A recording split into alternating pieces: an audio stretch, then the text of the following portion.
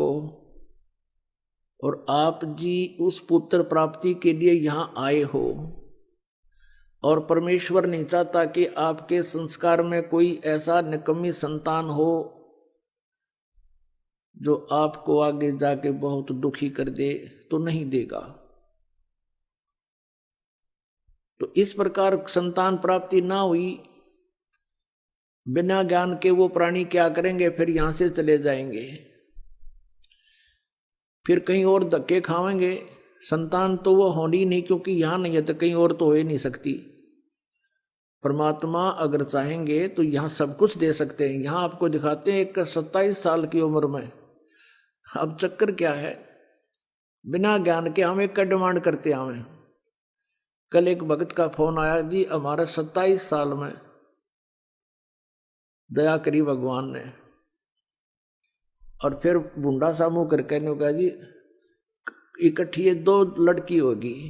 मैं कहा तो मैडम मांगने संतान आए थे, ये बूढ़ा मुंह क्यों कर रहा है।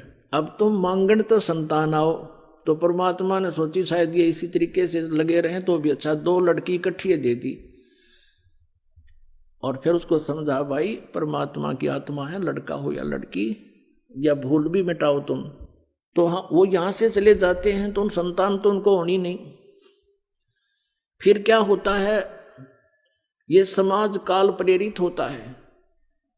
उस बहन को कोई ना कोई पड़ोसन या कोई रिश्तेदार आकर के कहेगा कि बालक नहीं हुआ, तो बुरा सा मुंह करके कहती है, पता नहीं भगवान के घर में क्या कमी आ गई, यानी बहुत दुखी होती है। फिर वो जो उसको इंजेक्शन लाने आई है ना कि संतान तेग चाहिए थी, फिर वो बताओगी वो फलाने उस गांव में जाते दवाई दे हर नु पुत्र हो जाते हैं, फिर वो वहां धक्के खावेगी। तो पुण्यात्मा अंत में वो बहन मृत्यु को प्राप्त हो जाती है, संतान नहीं होती।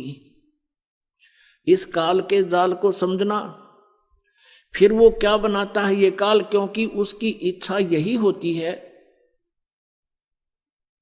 कि मेरे संतान होती, मेरी इज्जत हो जाती, इस तरह। फिर उसको क्या बनाता है ये काल, भगवान अगले जन्म में उसको कुतिया की योनि में भेज देता है,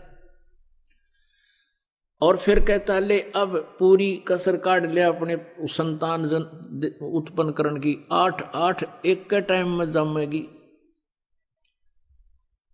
और अगले जन्म